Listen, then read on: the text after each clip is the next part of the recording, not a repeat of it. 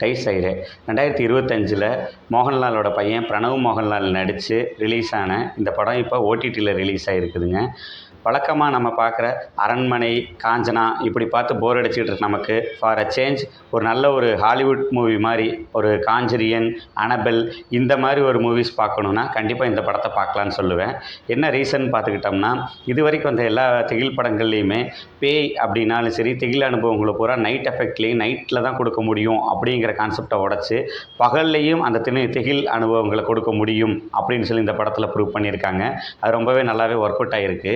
இந்த படத்தோட கான்செப்ட் அப்படின்னா என்னன்னு பார்த்துக்கிட்டோம்னா, இந்த படத்தோட ஸ்டோரி ஆரம்பிக்கிறது எங்கே இருந்துன்னா, ஒரு பொண்ணு வந்து கிணத்துல விழுந்து தற்கொலை பண்ணிக்கிற மாதிரி அந்த பொண்ணோட கூட படித்த ஃப்ரெண்டு தான் வந்து நம்ம படத்தோட ஹீரோ அப்படின்னும், ஹீரோ வந்து இந்த படத்தில் ஒரு ஹைஃபையான ரிச்சான வாழ்க்கை வாழ்ந்துக்கிட்டு இருக்கிற ஒரு பெரிய பணக்கார வீட்டு பையனாகவும், இந்த இறந்து போன பொண்ணு வந்து இவர் கூட படித்த கிளாஸ்மேட் அப்படிங்கிறனால அந்த பொண்ணோட வீட்டுக்கு போய் ஆறுதல் சொல்லிட்டு வரலாம் அப்படின்னு சொல்லி அங்கே போகிறாரு.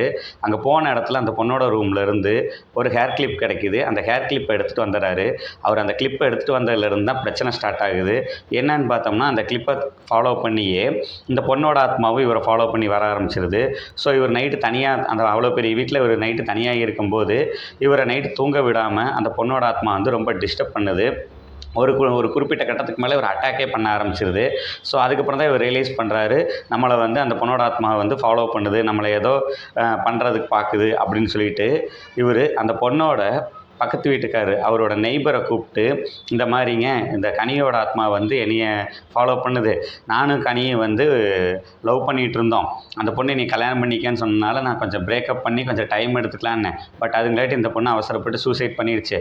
ஸோ அதனால் என்னை ஏதோ பண்ணறதுக்கு அந்த பொண்ணு ட்ரை பண்ணுதுன்னு நினைக்கிறேன். ஸோ இந்த மாதிரி ஏதாவது ஒரு பூஜை இந்த மாதிரி பண்ணி அதோட ஆத்மாவை எப்படியாவது அனுப்ப முடியுமா, அதுக்கு எனக்கு ஹெல்ப் பண்ணுங்க அப்படின்னு சொல்லி கேட்குறாரு. அதுக்கு அந்த நெய்பர் என்ன சொல்கிறாருன்னா, இந்த மாதிரி துர்மரணங்கள் அடைந்த ஆத்மாக்கள் வந்து 16 நாள் காரியம் முடிகிற வரைக்கும் நம்மளை சுற்றி தான் இருக்கும், பிடிச்சவங்களோட தான் இருக்கும். ஸோ அது வரைக்கும் நாம் தான் கொஞ்சம் கேர்ஃபுல்லாக இருக்கணும் அப்படின்னு சொல்லி என்னால் முடிஞ்ச ஹெல்ப்பை பண்ணுறேன் அப்படின்னு சொல்லிடுறாரு. படம் கொஞ்சம் ஸ்லோவாக போயிட்டுருக்கே நம்ம நினைக்கும் போது தான் ஒரு ட்விஸ்ட்டை ஓப்பன் பண்ணுறாங்க. என்னென்னு பார்த்தா, இவ்வளோ நேரம் இவரை டார்ச்சர் பண்ணி அட்டாக் பண்ணது பூரா ஒரு பெண்ணோட ஆத்மா கிடையாது, அது ஒரு ஆணோட ஆத்மா அப்படின்னு சொல்லி ஒரு ட்விஸ்ட்டை ஓப்பன் பண்ணுறாங்க. அங்கேருந்து படம் ரொம்ப இன்ட்ரெஸ்டிங்காகவும் நம்மளை என்கேஜாகவும் கொண்டு போயிருப்பாங்க.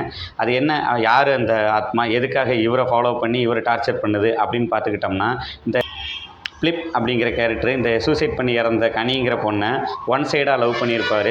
அந்த பொண்ணு மேலே வெறித்தனமான காதலில் இருந்து அந்த பொண்ணோட சின்ன சின்ன திங்ஸை கூட எடுத்து கலெக்ட் பண்ணிகிட்டு இருக்கிற ஒரு கேரக்டராக இருந்திருக்காரு.